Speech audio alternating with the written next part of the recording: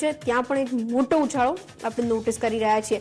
નજર કરો 212 કરોડનો આંકડો કંપનીએ પોસ્ટિંગ કર્યો છે અને રેવન્યુઝની અંદર પણ લગભગ 130% વધારો આપણે નોટિસ કરી રહ્યા છીએ પાછલા વર્ષની કમ્પેરિઝનમાં. આ ફિગર છે એટલે જે આખું વર્ષ હતું એ બધાની અંદર લો બેઝનો એક ઇફેક્ટ હતો એટલે તમને આટલા લિફ્ટેડ નંબર્સ દેખાઈ રહ્યા છે, તો ધ્યાન રાખો એની પર. સાથે જ હેવેલ્સના નંબર ઉપર નજર કરો. જે પ્રમાણે હેવેલ્સ નંબર પોસ્ટ કરી રહ્યા છે સ્ટ્રોંગ નંબર્સ છે અને એબિટાથી શરૂઆત કરવી છે મારે.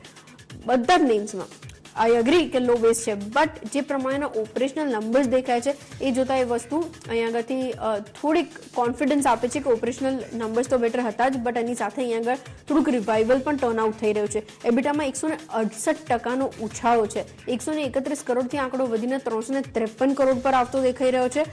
માર્જિન્સ એટલે જ એક્સપેન્ડ થયા છે 8.9%થી વધીને 13.6% પર આવતા દેખાય છે. નેટ સેલ્સ 75% ઉપર અને પ્રોફિટ ફ્રન્ટ પર પણ લગભગ 270%નો ઉછાળો. ક્રોસ માર્જિન 100 બેસિસ પોઈન્ટથી વધતા દેખાયા હતા. અક્રોસ ધ સેગમેન્ટ્સ આ ગ્રોથ રહ્યો છે. કંપનીએ માર્કેટ શેર ગેઇન કર્યું છે અનઓર્ગેનાઇઝ માર્કેટ્સમાંથી અને હેવેલ્સ માટે ટર્નઆઉટ થતા દેખાયા છે. એ સિવાય બીજા બે એરિયાઝ ઈ કોમર્સ અને રૂરલ માર્કેટ્સ આની પર કંપની નવા ઇન્વેસ્ટમેન્ટ્સ કરશે જે આગળ જઈને આપણને ફ્રુક્ટિફાય થઈને થોડુંક બેટર રિઝલ્ટ્સમાં પણ યીલ્ડ થતા દેખાશે. હેવેલ્સના નંબર્સ સ્ટ્રોંગ છે. નજર રાખો. મેનેજમેન્ટ સાથે આપણે ડિસ્કશન કરવાનું પણ ટ્રાય કરીશું આ નંબર્સ બાદ કેવી રીતના આગળ રણનીતિ બને છે. આઈસીઆઈસીઆઈ પ્રુડેન્શિયલ લાઈફ ના નંબર્સની ઉપર એક નજર કરી લો. વીએનબી માર્જિન્સ 24.4%થી વધીને 29.4% પર જે કંપની પ્રોડક્ટ મિક્સની અંદર ચેન્જીસ કર્યા છે એના લીધે લિફ્ટેડ દેખાઈ રહ્યા છે. અને એ સિવાય બી જે પ્રમાણે ક્લેમ્સ અને બેનિફિટ્સ આવતા દેખાયા છે એનો એક ક્લિયર ઇમ્પેક્ટ હતો. આ વખતે કંપનીએ જે લોસ પોસ્ટ કર્યો છે એની અંદર મેઇન ફેક્ટર રહ્યા હતા હાયર ક્લેમ્સ અને પ્રોવિઝનિંગ્સ. એક નજર કરી લો. ટોટલ ક્લેમ્સ આ વખતે 1119 કરોડના અને પ્રોવિઝનિંગ આંકડાઓ 498 કરોડના હતા, જે આ બંને ક્યુમ્યુલેટિવલી રિઝલ્ટ્સની અંદર આપણને રિફ્લેક્ટ થતા દેખાયા. તો નજર રાખતા રહીશું કેવી રીતના ટર્નઆઉટ થાય છે. લોસનો ફિગર જે કંપનીએ પોસ્ટ કર્યો છે 186 કરોડનો છે પાછલા વર્ષના એક પ્રોફિટની સામે જે 288 કરોડનો હતો. એને લઈને થોડુંક રિએક્શન આજે ખાસ નજર રાખવું. બાકી રિઝલ્ટ સારા છે. એ સિવાય બીજા અમુક ન્યૂઝ રિપોર્ટ ઉપર આપણે નજર કરી રહ્યા છીએ. આઈટીસી માટે જે આવતા દેખાયા છે અને પાછલા ટ્રેડિંગ સેશનમાં થોડુંક રિફ્લેક્શન સ્ટોક પ્રાઇસીસની અંદર વિટનેસ કરી ચૂક્યા છે રાત્રે આપણે આના એન્ટિસિપેશનમાં.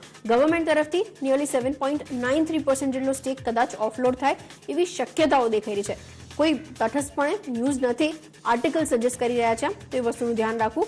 અને સાથે જ જે સરકારનો ડાઇવેસ્ટમેન્ટનો ટાર્ગેટ છે એ કમ્પ્લીટ કરવા માટે કદાચ આ એક્શન આવતું દેખાઈ શકે છે.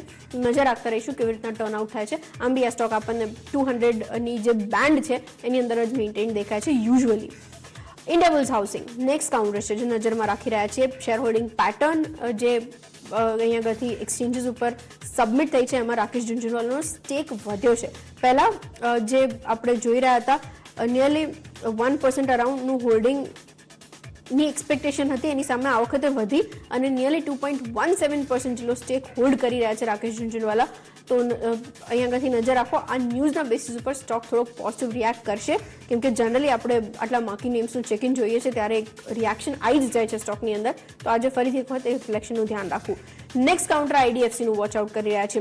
આરબીઆઈ તરફથી જે 5 વર્ષનો લોક ઇન પીરિયડ હતો એ એક્સપાયર થઈ ચૂક્યો છે અને આઈડીએફસી હવે એઝ અ પ્રમોટર જે આઈડીએફસી ફર્સ્ટ બેંકનું હતું એને સ્વરૂપમાં એક્ઝિટ લઈ શકે છે.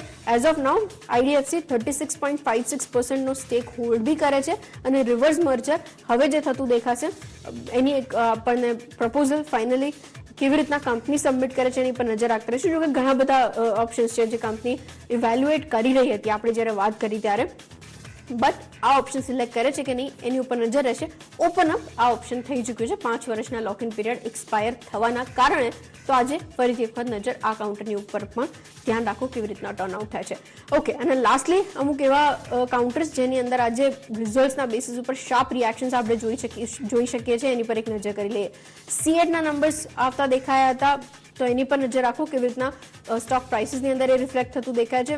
એ સિવાય સુપ્રીમ ઇન્ડસ્ટ્રીઝના સ્ટ્રોંગ નંબર્સ છે. એબિટાની અંદર એક શાર્પ ઇમ્પ્રુવમેન્ટ આવતા દેખાયું હતું તો એનો એક રિએક્શન ખાસ આપણે ટર્નઆઉટ થતા જોઈશું. સાથે જ આઈસીઆઈસીઆઈ સિક્યોરિટીઝ, જીઆઈસી સિન્જેનના રિઝલ્ટ પણ પોસ્ટ થયા હતા. સિન્જેનના મેનેજમેન્ટ સાથે પણ આપણે ડિસ્કશન કરવાનો ટ્રાય કર્યો છે, જે આખા દિવસ દરમિયાન આપણે આપણા દર્શકો માટે અહીંયા આગળથી હાઇલાઇટ કરીશું.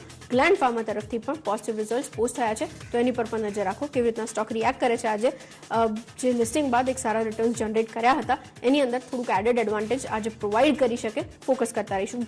લિસ્ટ ઘણું લાંબુ છે એકચ્યુઅલી, તો મેં ક્વિકલી થોડુંક અહીંયા આગળથી હાઇલાઇટ કરવાનો ટ્રાય કર્યો છે. નજર રાખતા રહીશું કેવી રીતના ટર્ન આઉટ થાય છે.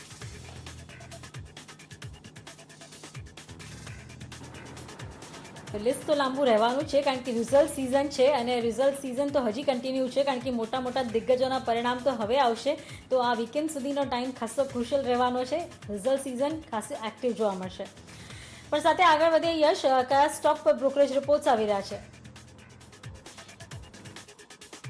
બિલકુલ, ગુડ મોર્નિંગ. અને શરૂઆત જે છે આપણે જ્યુબિલન્ટ ફૂડથી કરવાની છે.